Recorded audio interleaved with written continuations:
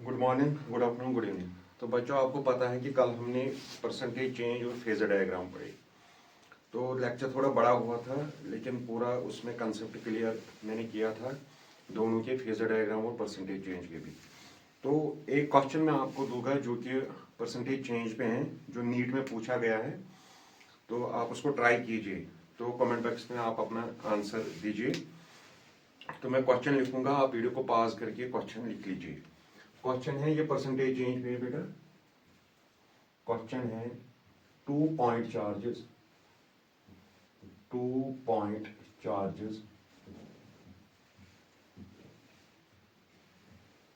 A and B, A and B having charges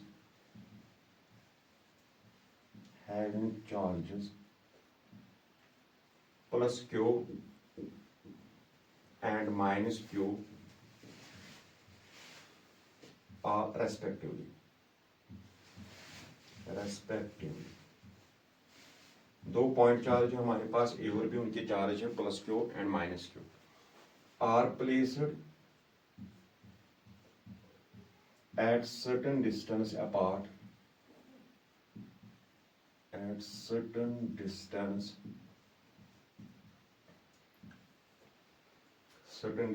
apart, and force acting between them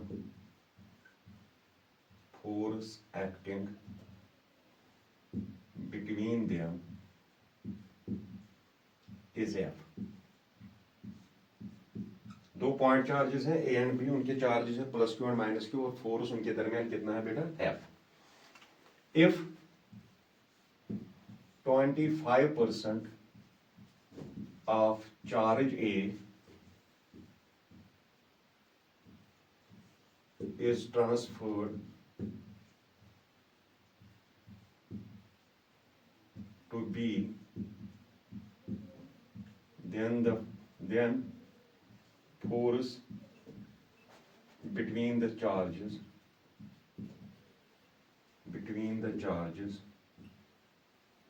will become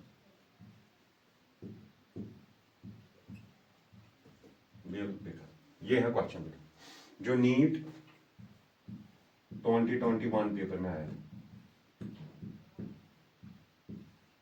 कल मैं आपको ये homework देता था, लेकिन लेक्चर बड़ा हुआ था, 1 आवर से ऊपर हुआ था, तो फिर मैंने सोचा कि कल ही दे दी। और आप, मुझे उम्मीद है कि आप उस लेक्चर के थ्रू गए होगे, आपने परसेंटेज चेंज और फेजर डायग्राम अच्छे से समझे होंगे, अच्छे से कॉन्सेप्ट क्लियर हुए होंगे। तो ये है क्वेश्चन। दो पॉइंट चार्ज है ए और बी, उनके चार्जेस हैं प्लस क्यू और माइनस क्यू, और प्लेस है सर्टेन डिस्टेंस अपार्ट, फोर्स उनके दरमियान है एफ। अब क्या हुआ? 25% ऑफ चार्ज है, इसके 25% मैंने इसको दिए। अब आपको बताना है फोर्स कितना होगा। मैं इसके ऑप्शंस भी दूंगा। ऑप्शंस हैं 5/16, बी है 7/5, सी है 9/16, और डी है 12/16। ये हैं इसके ऑप्शंस, ये हैं इसके ऑप्शंस। आई होप आप इस क्वेश्चन को अच्छे से ट्राई करोगे, इसको सॉल्व करेंगे और करेक्ट आंसर कमेंट बॉक्स में दोगे। अब हम आगे की तरफ जाएंगे। क्या आज हमारा टॉपिक क्या है? आप इसको पॉज कीजिए वीडियो को और इसको नोट डाउन कीजिए।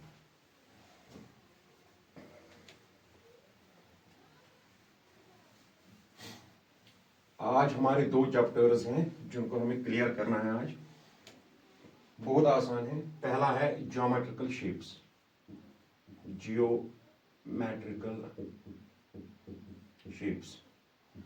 क्यों पढ़ेंगे हम ज्योमेट्रिकल शेप्स? क्योंकि जब आप चैप्टर देखोगे 11th में centre of mass rotation motion में, तो वहां ज्योमेट्रिकल शेप्स की हमें जरूरत पड़ती है। तो इसलिए हम इसको पहले ही क्लियर करके रखेंगे, तो फिर वहां आसान हो जाएगा। अगर हम पहली फिगर लेंगे बेटा, पहली फिगर हम स्क्वायर लेंगे। तकरीबन आपने सब कुछ पढ़ा होगा ज्योमेट्रिकल शेप्स, मतलब 7th ऑनवर्ड से 10th तक। अगर इसका साइड ए है, ये भी ए है, सभी साइड सेम है, स्क्वायर है ये, तो इसका एरिया किसके बराबर है बेटा? Area of square side square. Side square, side है ए, हो गया ए स्क्वायर। अगर पेरीमीटर देखेंगे इसका, पेरीमीटर, पेरीमीटर इसका क्या होगा, ए प्लस ए प्लस ए प्लस ए, हो गया 4a, ये हो गया इसका perimeter. Area of square is side square and perimeter is 4a। आसान है ये आपको पता होगा। दूसरा है बेटा रेक्टेंगल, हम रेक्टेंगल लेंगे, ये लेंथ और ये ब्रेड्थ। एरिया ऑफ रेक्टेंगल, ये रेक्टेंगल है, रेक्टेंगल। एरिया किसके बराबर होता है इसका बेटा, एरिया होता है लेंथ इनटू ब्रेड्थ। पेरीमीटर किसके बराबर होता है, पेरीमीटर किसके बराबर होता है, लेंथ प्लस लेंथ, हो गया twice length, breadth plus breadth, हो गया ट्वाइस ब्रेड्थ। तो अगर हम 2 को कॉमन निकालेंगे क्या आएगा बेटा, length plus breadth. This is the perimeter of rectangle. ये दो आप बचपन से ही पढ़ते हो, 6th 7th 8th 9th 10th में पढ़ते हो। Area of square is side square, perimeter is 4a, area of rectangle is length into breadth, perimeter is twice of length plus breadth. अगर हम तीसरा लेंगे, तीसरी फिगर ट्रेपीजियम लेंगे, ट्रेपीजियम लेंगे, तो ये है ट्रेपीजियम मेरे पास।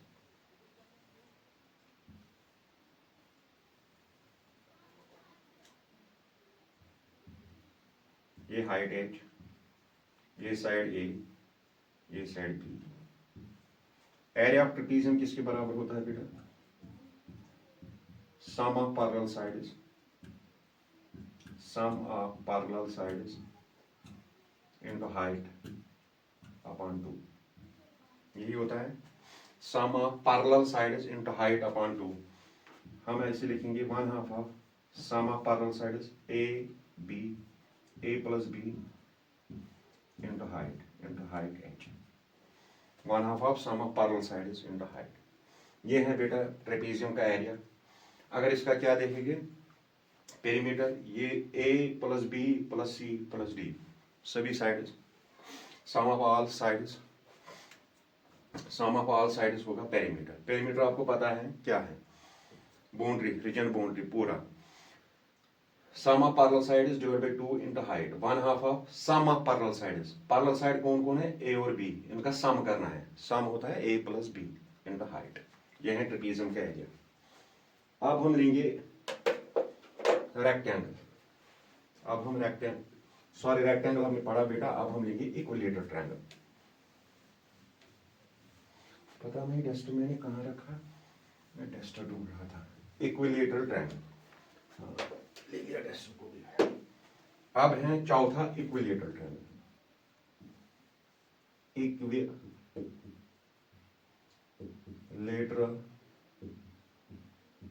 Triangle, equilateral triangle. हम यहां एक इक्विलेटरल ट्रायंगल लेंगे,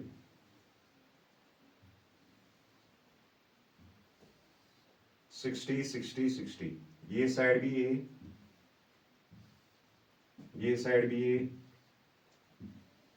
और ये साइड भी ए।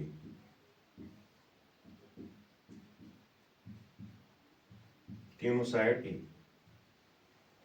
Triangle with same sides, that's equilateral triangle. ये भी 60 डिग्री, ये भी 60 डिग्री, ये भी 60 डिग्री। ये साइड भी ए, ये साइड भी ए, ये साइड भी ए। मैं यहां से परपेंडिकुलर डालूंगा, यहां से ऐसे। ये कितना होगा, ये यहां तक a/2, a है तो इसके 2 हिस्से हो गए, एक यहाँ, ये कितना होगा बेटा यहां से यहाँ a/2, पूरा ये a है, परपेंडिकुलर पड़ेगा तो इसका आधा हो जाएगा।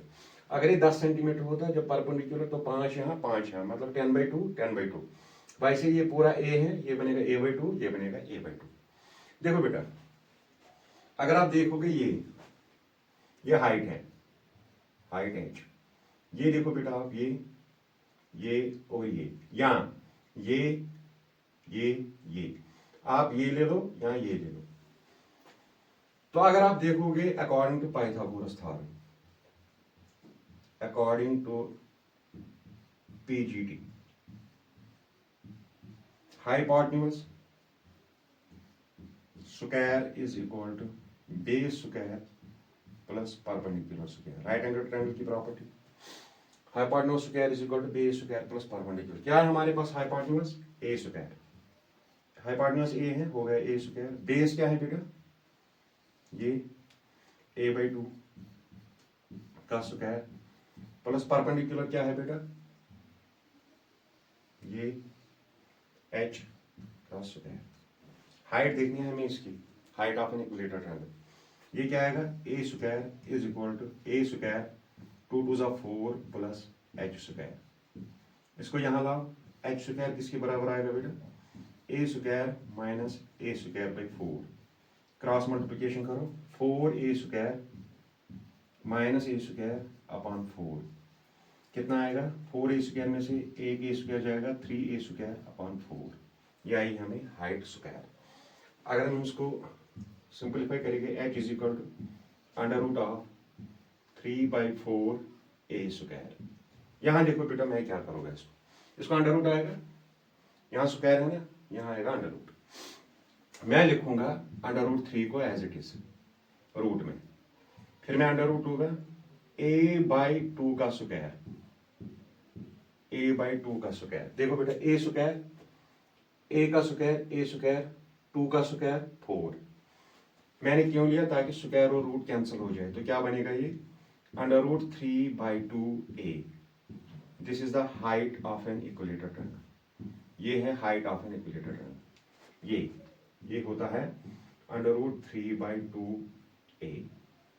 ए है side, side of an equilateral triangle. Under root 3/2 into side, ये होती है height of an equilateral triangle according to PGT. PGT मैंने इस ट्रायंगल में लगाई, hypotenuse square is equal to base square plus perpendicular square.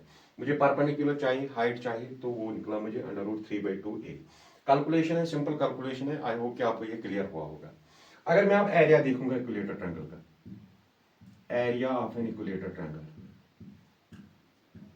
Area of equilateral triangle क्या आएगा बेटा? इक्विलेटर ट्रायंगल का area 1/2 of base into altitude height 1/2। Base कितनी है बेटा? a, पूरी बेस है ना ये कितनी है बेटा? a। हाइट कितनी है अभी निकाला, under root 3/2a square, sorry under root 3/2a, under root 3/2a height ये। तो मल्टीप्लाई करो, अंडर रूट 3 आएगा, 2 2 4, a इंटू a होगा a square. This is area of an equilateral triangle, under root 3/4a square. Height under root 3/2a and area under root 3/4a square. I hope ये आपको clear हुआ होगा। ये है equilateral triangle की कहानी, ये है इक्विलेटर ट्रायंगल की कहानी। How we can calculate the height of an equilateral triangle and area of an equilateral triangle. Height under root 3/2a, area under root 3/4a square. मुझे उम्मीद है कि आपको ये अच्छे से समझ आया होगा। सिंपल कैलकुलेशन है।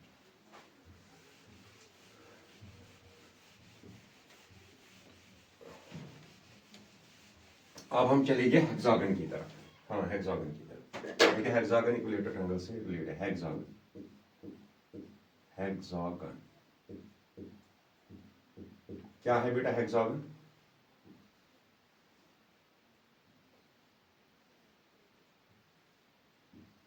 हेक्सागन देखो बेटा, अगर मैं इसको डायगोनल डालूंगा 1 2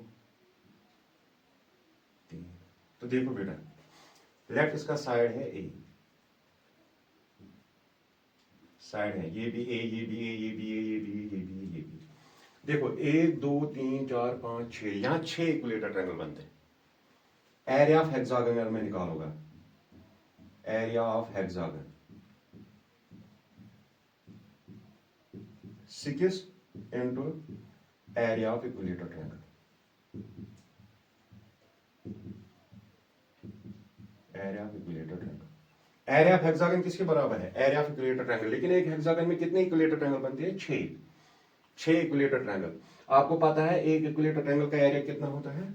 6 इंटू ए भी किया हमने, अंडर रूट 3/4a स्क्वायर। 2 2 4, 2 3 6, क्या आएगा बेटा? 3 under root 3/2a square. This is the area of hexagon. क्यों? हेक्सागन में कितने इक्विलेटर ट्रायंगल बनते हैं? 1 2 3 4 5 6, 6 इक्विलेटर ट्रायंगल बनते हैं हेक्सागन में। आपको पता है एक इक्विलेटर ट्रायंगल का एरिया कितना होता है? √3/4 a स्क्वायर। मल्टीपल करो 6 से तो पूरे हेक्सागन का एरिया आएगा। तो एरिया ऑफ हेक्सागन कितना होता है? 6 इक्विलेटर ट्रायंगल कितना है? 3√3/2 a स्क्वायर। हेक्सागन में कितने इक्विलेटर ट्रायंगल बनते हैं बेटा? 6 इक्विलेटर ट्रायंगल बनते हैं। आपको पता है एक इक्विलेटर ट्रायंगल का एरिया कितना होता है? उसको मल्टीपल करो 6 से तो वो पूरे हेक्सागन का एरिया देगा। तो ये है area of hexagon. I hope कि ये बहुत आसान है, ये आपको अच्छे से समझ आएगा। ये है हेक्सागन। अब है बेटा सर्कल। पता होगा आपको circle with radius r। Area क्या होता है सर्कल का? Area of circle pi r square, pi r square. Circumference यहाँ पेरीमीटर, सर्कमफ्रेंस ही इसका पेरीमीटर भी होता है। कितना होता है बेटा? 2 पाई r। बेसिक से आपको पता है, 6 से पढ़ के आए हो। Area of circle pi r square, circumference और पेरीमीटर भी इसको बोलते हैं 2 पाई r। अब करेंगे हम बात, अब लेंगे हम बेटा हेक्सागन हो गया, ट्रेपेजियम हो गया। अब हम बात करेंगे क्यूब की। क्यूब की बात करेंगे। इसका साइड ए है तो ये भी ए होगा, ये भी ए होगा, ये भी ए होगा। What is the volume of cube? Length into breadth into height, A into A into A हो गया A cube. Side cube, volume. Curved surface area जिसे हम लेटरल सरफेस एरिया बोलते हैं, कर्व्ड सरफेस एरिया, इसको lateral surface area भी बोलते हैं। कर्व्ड सरफेस हो रहा होगा 4a square. Total surface area कितना है इसका क्यूब का? Total surface area, total surface area है इसका 6a स्क्वायर। आप देखो बेटा क्यूब में कितने स्क्वायर होते हैं? 6। क्यूब खेलते ना, उसमें कितने स्क्वायर होते हैं? 6। 1 2 3 4 5 6। एक स्क्वायर का साइड कितना होता है? सॉरी एरिया, एक स्क्वायर का एरिया कितना होता है? साइड स्क्वायर, साइड स्क्वायर 6 का कितना होगा? 6 into side square, total surface area. क्योंकि एक क्यूब में कितने स्क्वायर होते हैं? 6 होते हैं। क्यूब खेलते ना हम, उसमें 1 2 3 4 5 6, नीचे ऊपर, यहाँ यहाँ, इस साइड लेफ्ट राइट, तो कितने होते हैं? 6। एरिया ऑफ स्क्वायर किसके बराबर है? ये भी पढ़ा आपने, साइड स्क्वायर। साइड क्या है? ए हो गया ए स्क्वायर। 6 का कितना आएगा? 6a square. तो ये है वॉल्यूम, कर्व्ड सरफेस एरिया और टोटल सरफेस एरिया। आप मिस्टेक करते हो बेटा, कभी भी आपको बोलते हैं सरफेस एरिया तो आप 4a स्क्वायर लेते हो, वो होता है कर्व्ड, टोटल है 6a स्क्वायर। ये है क्यूब। क्यूब के बाद हम बात करेंगे सिलेंडर की, सिलेंडर की बात करेंगे।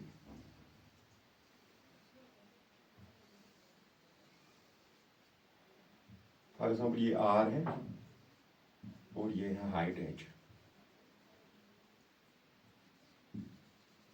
ये है हाइट एच। इसका वॉल्यूम किसके बराबर होता है? वॉल्यूम ऑफ सिलेंडर, ये क्यूब, ये सिलेंडर, वॉल्यूम किसके बराबर होता है? Pi are square H. ये होता है volume of cylinder, pi are square H. Curved surface area, curved surface area होता है इसका 2 pi R H, 2 pi R H. Total surface area, total surface area, total surface area होता है 2 pi are into are plus H, या H plus R and the same, 2 pi r into r plus h. This is the volume of cylinder, pi r square h. This is the curved surface area of cylinder, 2 pi r h. This is total surface area of cylinder, 2 pi r into r plus h. अब हम लेंगे sphere.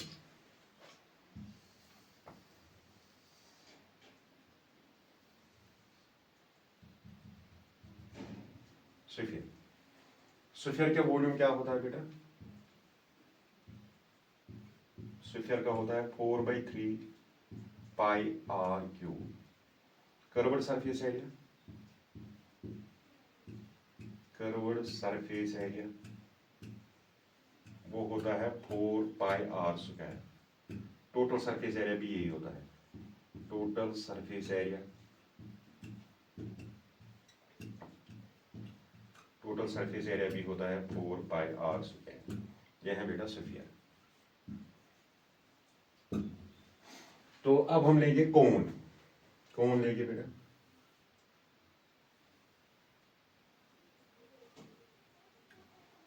कोन, ये are, ये height और ये length, slant length, ये apex to this as, ये है slant height, slant length, sorry slant length, height और ये रेडियस। वॉल्यूम किसके बराबर होता है कोन का? वॉल्यूम किसके बराबर होता है? 1/3 pi are square h, 1/3 pi are square H. Curved surface area,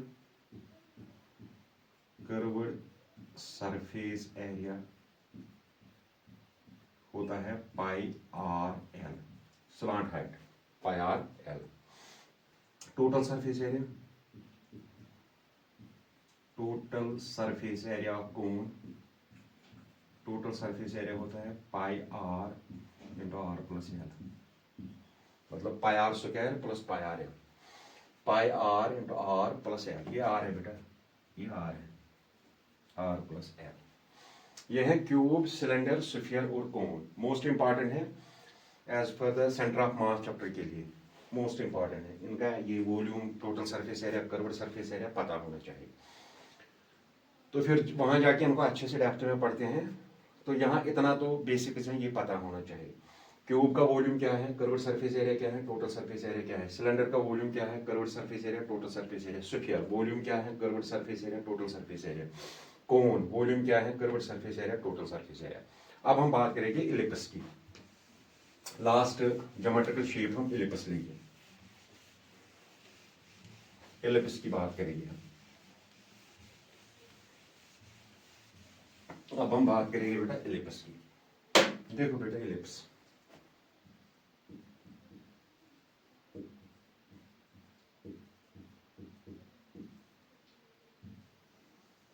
ये है हमारे पास इलिप्स। ये मेजर एक्सिस, ये माइनर एक्सिस, ये वाली एक्सिस, ये लेट ये लेते हैं हम 2a, 2a, ये वाली एक्सिस, ये लेते हैं हम 2b। ये हुई मेजर एक्सिस, मेजर एक्सिस। अब मैं आपको यहाँ पूरा कंसेप्ट देता कि इलिप्स है क्या, लेकिन वो हमारा टॉपिक नहीं है। 2b होता है minor axis, minor axis, minor axis. देखो बेटा, यहां से यहां तक ये a है, यहां से यहां तक ये a है, यहां से यहां तक ये b है, यहां से यहां तक ये b है। ये पूरा 2a है मेजर एक्सिस। ये हो गया ये a, ये पूरा b है, ये 2b, ये 2b है। ये हो गया b, ये हो गया b। इसको बोलते हैं सेमी मेजर एक्सिस। सेमी पूरा हो गया मेजर, आधा हो गया semi major axis, semi major axis. B को क्या बोलेंगे बेटा, सेमी माइनर एक्सिस। समझ आया बेटा। इलिप्स आपने 9th में पढ़ा होगा, केपलर्स थर्ड लॉ जो है, Kepler's first law, Kepler's first law इसी पे बात करते हैं। All the planets revolve around the sun in an elliptical orbit. तो वहां आपने इलिप्स जरूरी पढ़ा होगा। तो इलिप्स में क्या होता है, major axis 2a, minor axis 2b। अगर आधा लेगी मेजर एक्सिस का वो होता है सेमी मेजर एक्सिस, आधा लेगी माइनर एक्सिस का वो होता है सेमी माइनर एक्सिस। अब इसका एरिया, एरिया ऑफ इलिप्स वो होता है पाई a b। पाई आपको पता है 22/7, A semi major axis, B semi minor axis. Perimeter, इसका पेरीमीटर होता है pi under root of 2a square plus b square. What is बेटा? A semi minor axis, semi major axis, B semi minor axis. Major axis, minor axis, इसका आधा semi minor axis, इसका आधा semi minor axis. Major axis, minor axis, इसका आधा semi major axis, इसका आधा semi minor axis. A semi major axis, B semi minor axis. I hope ये आपको क्लियर हुआ होगा। These are some geometrical shapes जो हमें फिजिक्स में ज़रूरत पड़ती हैं बहुत सारे चैप्टर्स में, तो मैं ये लेकर आया था आपके लिए, तो कंप्लीट किया है हमने। तो अब हम चलते हैं बाइनोमियल थ्योरम की तरफ, जो आज हमारा दूसरा चैप्टर है, बाइनोमियल थ्योरम। अच्छा चैप्टर है, अच्छा खासा चैप्टर है binomial theorem, binomial theorem.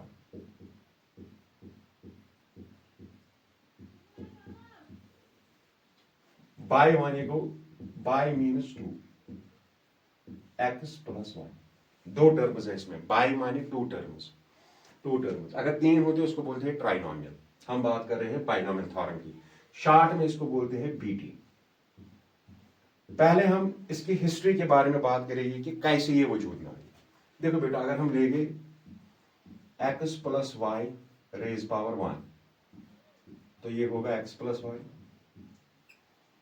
X plus y का स्क्वायर, ये हो गया एक्स स्क्वायर प्लस 2xy प्लस y square, x plus y raise power 3। ये भी आदू ने रटा होगा, यहां जुगाड़ करके इसको निकालेंगे। ये होगा x cube plus x square y plus x y square plus y cube, यहां आएगा 3, यहां 3। अब बेटा देखो, अगर हमें लिखना होगा x plus y raise power 5, तो इस टर्म को आप कैसे एक्सपेंड करोगे? क्या इस टर्म में भी आप लोगे एक्स प्लस वाई का square into x plus y का square into x plus y, इतने ज्यादा ब्रैकेट्स खोलोगे फिर इसको सॉल्व करेंगे, तो इसको तो बहुत टाइम लगेगा, इसको तो बहुत टाइम लगेगा। पास्कल ने क्या बोला? पहले हम बाइनोमियल की डेफिनेशन लिखेंगे। अ फार्मूला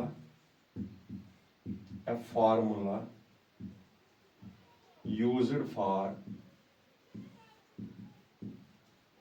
एक्सपेंशन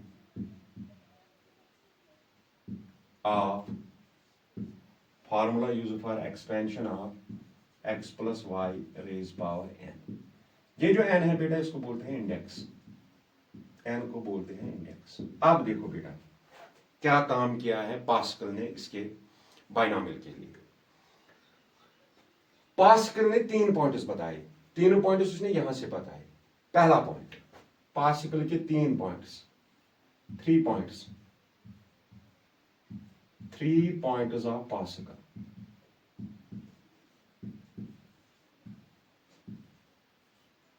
जब पास्कल ने ये देखा, ये आसान है, ये भी आसान है, ये भी आसान है, जब उसने ये देखा तो उसका दिमाग घूम गया, उसके दिमाग में आइडिया आया। 3 चीजें हैं इसमें, देखो बेटा क्या चीजें हैं इसमें 3 जो पास्कल ने बताया। पहला, terms are 1 more than index, that is n plus 1। जितना इंडेक्स होगा टर्म्स उससे एक ज्यादा होती है। देखो बेटा, यहां इंडेक्स 1 है, टर्म्स 2 है, यहां इंडेक्स 2 है, टर्म्स 3 है, यहां इंडेक्स 3 है, टर्म्स 4 है, यहां इंडेक्स 5 है, टर्म्स कितने हो गए? 6 टर्म्स हो गए। देखो बेटा, इंडेक्स कितना है? 1, इंडेक्स 1 है, टर्म्स 2 है, इंडेक्स 2 है, टर्म्स 3 है, इंडेक्स 3 है, टर्म 4 है, इंडेक्स 5 है, मैंने इंडेक्स 5 रखा, तो टर्म्स कितने होंगे 6। दैट मीन्स टर्म जो होती है वो एक ज्यादा होती है इंडेक्स से। Terms are one more than index, that is n+1। जितना आपका इंडेक्स होगा, फॉर एग्जाम्पल आपका इंडेक्स 10 है तो टर्म्स कितने होंगे 11। आपका इंडेक्स 20 है, टर्म्स कितने होंगे 21। आपका इंडेक्स 27 है, टर्म्स कितने होंगे 28। इंडेक्स से ज्यादा टर्म होती है एक, एक टर्म होती है इंडेक्स से ज्यादा। ये था पहला पॉइंट। दूसरा पॉइंट था उसका the power of x and y, the power of x and y remains same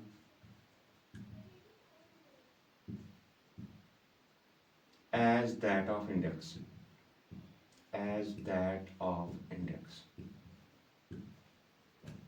The power of x and y remains same as that of index.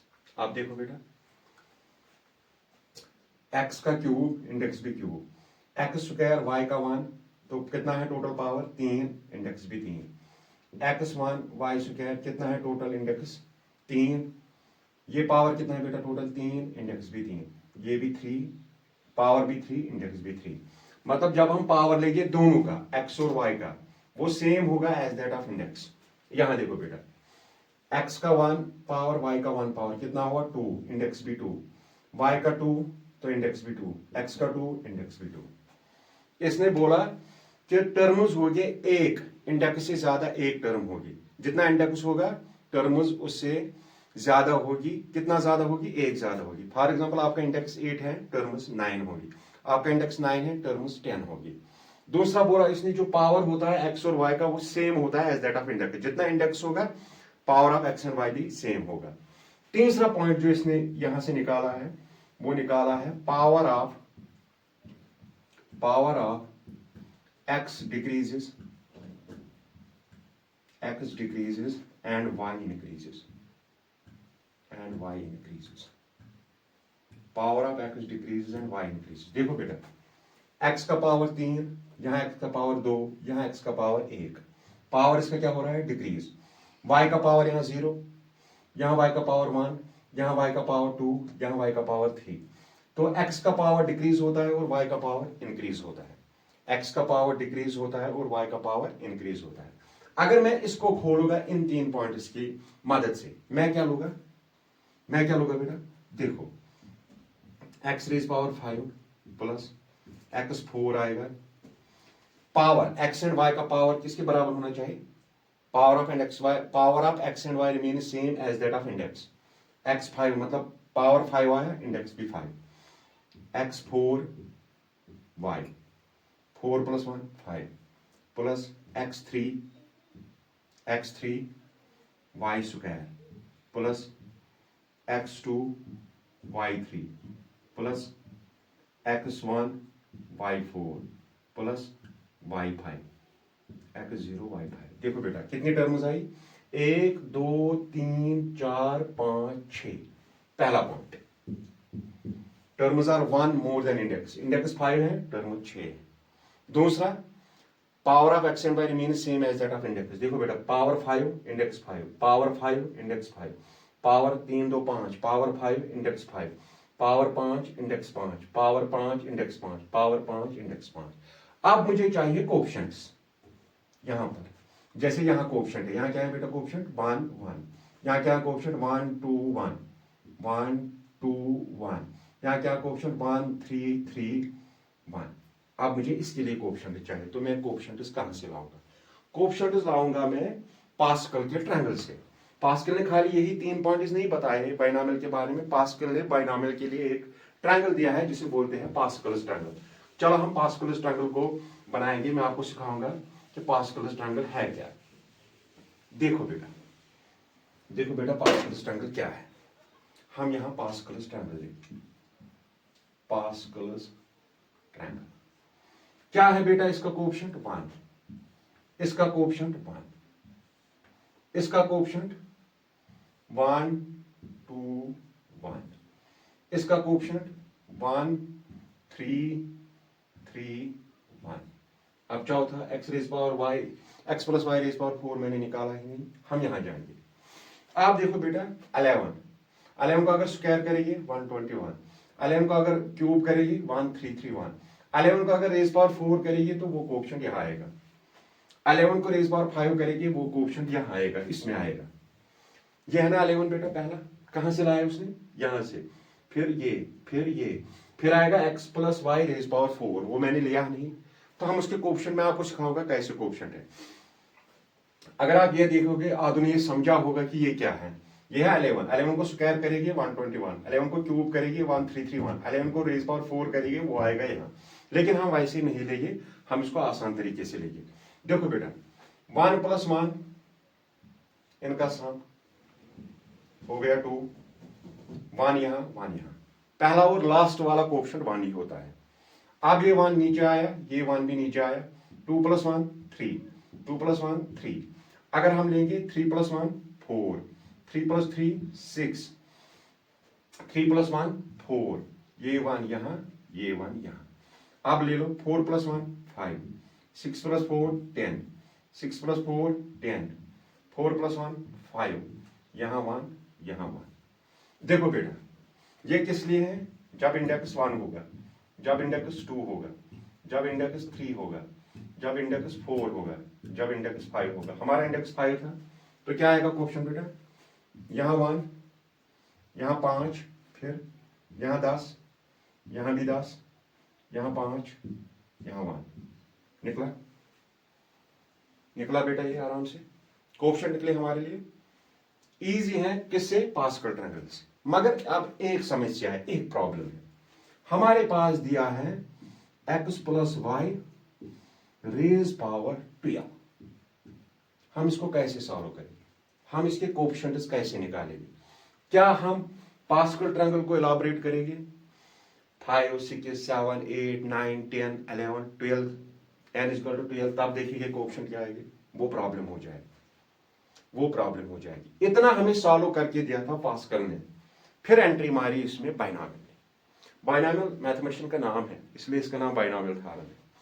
Binomial ने बोला हम कोएफिशिएंट ऐसे निकालेंगे, देखो बेटा कैसे, उसने इसको लिया 1c0, इसको 1c1, इसको लिया 2c0, 2c1, 2c2, ऐसे ही इसको लिया 3c0, 3c1, 3c2, 3c3, इसको लिया 4c0, इसको लिया 5c0, 6 वाले को 6c0, 6c1, 6c2, 6c3, 6c4, 6c5, 6c6, ऐसे ही लिया उसने। तो एक थ्योरम ने जन्म लिया, यहां पर एक फार्मूला ने जन्म लिया। किस फार्मूला ने जन्म लिया, x plus y raise power n, यही है ना हमारे पास फार्मूला। ये देखो बेटा x plus y raise power 5, 5 को हम n बनाएंगे, फिर आप इंडेक्स कुछ भी ले सकते हो। क्या लिया उसने, nc0, x raise power n minus 0 y0 plus nc1, x raise power n minus 1 y1, power of x decreases and y increases, nc2, x raised power n minus 2 y2 plus nc3, x raised power n minus 3 y3 plus so on ncn, x raised power n minus n yn। ये है binomial theorem जो binomial ने निकाल ली कहां से, pascal triangle से। Pascal ने पूरा काम किया था बाइनॉमियल का, फिर बाइनॉमियल ने लास्ट में एंट्री मारी और क्रेडिट बाइनॉमियल को गया, चैप्टर का नाम ही रहा बाइनॉमियल थ्योरम। अदरवाइज पूरा काम किसने किया है, पास्कल ने। आपने देखा है, हिस्ट्री देखी है कि कहां से निकला है बाइनॉमियल, किसने किया है, सब कुछ सोल्यूशन दिया था पास्कल ने, एंट्री मारी लास्ट और बाइनॉमियल ने एक थ्योरम देके जिसने उसने पास्कल ट्रायंगल को सिंपलीफाई किया कि देखो क्या है असल में फार्मूला, क्या है बेटा, nc0 x raised power n minus 0 y0, nc1 x raised power n minus 1 y1, nc2 x raised power n minus 2 y2, nc3 x raised power n minus 3 y3, so on ncn x raised power n minus n yn। अब हम solve करेंगे x plus y raise power 5 को। Pascal triangle थोड़ा tough था, हमें elaborate करना पड़ा n equal to 5 तक। इससे करेंगे तो 1 सेकंड में इसका आंसर आएगा। पहले मैं आपको ये टर्म सिखाऊंगा, ये क्या है, ये है binomial coefficient. NC0, NC1, NC2, NC3, NCN, ये सब है बाइनोमियल कोफिशिएंट। क्या है बेटा? Binomial coefficient. बाइनोमियल कोफिशिएंट है अगर हम ऐसे लेंगे, इसको लेंगे हम NCR। इसको कैसे करेंगे हम solve? n factorial divided bye n minus r factorial into r factorial. NCR को कैसे सॉल्व करेंगे? n factorial divide by n minus r factorial into r factorial. एक और चीज आपको याद रखना है, 0 फैक्टोरियल होता है 1। मैं आपको इसका भी प्रूफ देता, लेकिन हमें किसी काम का नहीं है, किसी काम का किसी भी कॉम्पिटिटिव एग्जाम में पूछा नहीं जाता है इसका प्रूफ। तो 0 फैक्टोरियल होता है 1। अब आप बोलोगे सर फैक्टोरियल क्या होता है? फॉर एग्जाम्पल हमारी पास है 4 फैक्टोरियल, वो होता है 4 इंटू 3 इंटू 2 इंटू 1। हमारे पास दिया है 7 factorial, 7 into 6 into 5 into 3 into 2 into 1, ये होता है बेटा फैक्टोरियल। अब हम सॉल्व करेंगे x plus y raise power 5 किससे? इससे, बाइनोमियल से। हम देखेंगे क्या आंसर यही आता है जो पास्कल ने दिया। पास्कल ने आंसर जो पास्कल ट्रायंगल से जो हमें आंसर निकला वो आसान नहीं है निकालना, क्योंकि उसके लिए हमें ट्रायंगल बनाना पड़ता है, जो कि हेक्टिक है। फॉर एग्जाम्पल ये x plus y raise power 11 हो गए यहाँ, तो क्या हम इस पास्कल ट्रायंगल को 11 तक बनाएंगे, इलाबोरेट करेंगे, तब तक तो 20-25 मिनट हो जाएगी। मतलब हमें एक क्वेश्चन में 10-15 आधा घंटा लग जाएगा सॉल्व करने में। हम इस फार्मूला से करेंगे as per the binomial, as per the this formula that was given by the binomial. चलो हम x plus y raise power 5 की ही ट्राई करेंगे। देखो बेटा x plus y raise power 5 हम इसी को लेंगे, हम इससे करेंगे बाइनोमियल से। आई होप आपने ये बाइनोमियल कोफिशिएंट लिखा होगा कि किसके बराबर होता है। हम इसको करेंगे सॉल्व। देखो बेटा कैसे है, क्या है हमारे पास क्वेश्चन? हमारे पास है x plus y raise power 5। क्या लिखेंगे हम? NC0, n कितना है बेटा हमारे पास? n कितना है हमारे पास? 5C0 x raise power 5 minus 0 y0 plus 5C1 x raise power 5 minus 1 y1 plus 5C2 x raise power 5 minus 2 y2 plus 5C3 x raise power 5 minus 3 y3 plus 5C4 x raise power 5 minus 4 y4 plus NC 5C5 x raise power 5 minus 5 y5 x raise power 5 minus 5 y5। आपको ये नजर आ रहा है बेटा? यहां लिखूंगा मैं फिर 5C0 x raise power 5 minus 0 y0। Start यही से है क्योंकि n हमारा क्या है बेटा? 5।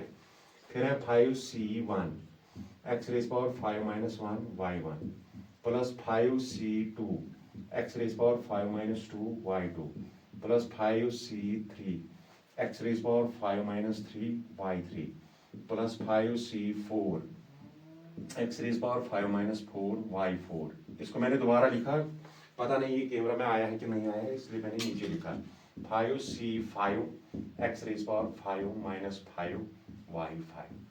देखो बेटा 5C0 का हम यहां सॉल्व करेंगे। 5C0 क्या आएगा?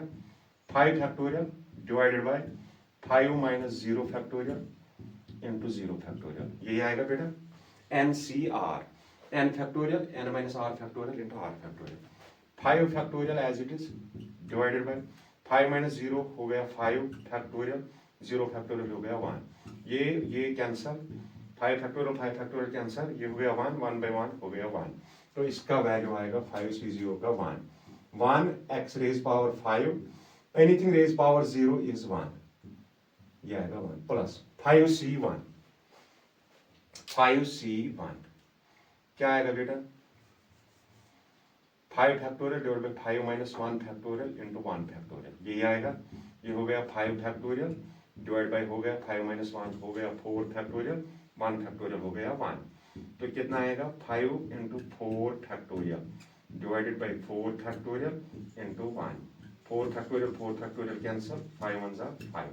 तो दूसरा आएगा 5c1 है 5 x raise power 4 y 1 x raise power 4 y plus 5c2। अब ले लो यहाँ 2 बेटा, यहाँ 2 ले लो। 5 माइनस 2 ये हो गया 2 फैक्टोरियल, 5 फैक्टोरियल 5 माइनस 2 हो गया 3 फैक्टोरियल और हो गया 2 फैक्टोरियल। कितना आएगा 5 into 4 into 3 factorial divide by यहाँ नीचे है ना 3 फैक्टोरियल इंटू 2 फैक्टोरियल। क्या होता है बेटा 2 फैक्टोरियल हो जाता है 2 इंटू 1। 3 फैक्टोरियल कैंसिल, 2 1 जा 2 2 जा 4 5 2 जा 10। तो आएगा 10। 5c1 आएगा 5c1 हमने लिखा, 5c2 है 10 x raise power 3 y square 5c3। अब हम 5c3 निकालेंगे, 5c3 5 factorial divide by 5 minus 3 factorial into 3 factorial. क्या आएगा बेटा 5 factorial 5 into 4 into 3 factorial divided by 5 minus 3 is 2 factorial, वो हो गया 2 इज 1 3 फैक्टोरियल। 3 फैक्टोरियल कैंसिल, 2 1 जा 2 5 जा, ये भी आएगा 10। 5c3 भी आएगा 10 x raise x square y cube plus 5c4 5 factorial upon 5 minus 4 factorial into 4 factorial. देखो बेटा 5 इंटू 4 फैक्टोरियल डिवाइड बाई ये हो गया 1 फैक्टोरियल इंटू हो गया 4 फैक्टोरियल, 4 4 कैंसिल, 1 फैक्टोरियल हो गया 1, 5 बाई 1 हो गया 5। यह आएगा 5c4 5 x y raise power 4 plus 5c5 1 होता है। मैंने बताया आपको पहला और लास्ट वाला क्वेश्चन क्या होता है 1 होता है। 5 factorial upon 5 minus 5 factorial into 5 factorial. 5 factorial cancel, ये हो गया 1, 5 माइनस 5 हो गया 0 फैक्टोरियल होता है 1 अपान 1 हो गया 1। तो ये आएगा 1 x रेज पावर 0 y 5। करो अब इसका आंसर देखो बेटा, 1 इंटू 1 हो गया x रेज पावर 5 प्लस हो गया 5 x raise power 4 y plus हो गया 10 x cube y square plus हो गया 10 x square y cube plus हो गया 5 x y raise power 4 plus हो गया anything raise power 0 is 1 into 1 होगा y रेज पावर 5। देखो बेटा इसको मैच करो इसके साथ, x raise power 5 x raise power 5 x raise power 4 y 5 x raise power 4 y 10x cube y square 10x cube y square 10x square y cube 10x square y cube 5x y raise power 4 5x y raise power 4 plus y5। ये है बेटा binomial theorem, हमने इस पर binomial theorem use की है। अगर हमारे पास अभी होगा x plus y raise power 10, कितनी टर्म्स आएगी बेटा 10 टर्म्स आएगी, सॉरी 11 टर्म्स आएगी। Index is 10 so the term is n plus 1 हो गया 10 प्लस 1 11 टर्म्स आएगी। उसके कोएफिशिएंट अगर आपको निकालने हैं, क्या आप इसके कोएफिशिएंट इससे निकालेंगे, किससे पास्कल ट्रायंगल से या बाइनोमियल थ्योरम से? बाइनोमियल थ्योरम से कोएफिशिएंट निकालना बहुत आसान है as compare to the Pascal triangle, मगर आइडिया जो था वो पास्कल का था। हम पास्कल को मतलब पूरा क्रेडिट देते हैं, सभी मैथमेटिशियंस पास्कल को पूरा क्रेडिट देते हैं बाइनोमियल में, लेकिन लास्ट में एंट्री मारी बाइनोमियल ने खुद। तो बाइनोमियल ने जब एंट्री मारी तो उसने पास्कल की उस ट्रायंगल को बहुत आसानी से सिंपलीफाई किया। आई होप कि ये चैप्टर आपको क्लियर हुआ होगा। Thank you, thanks a lot.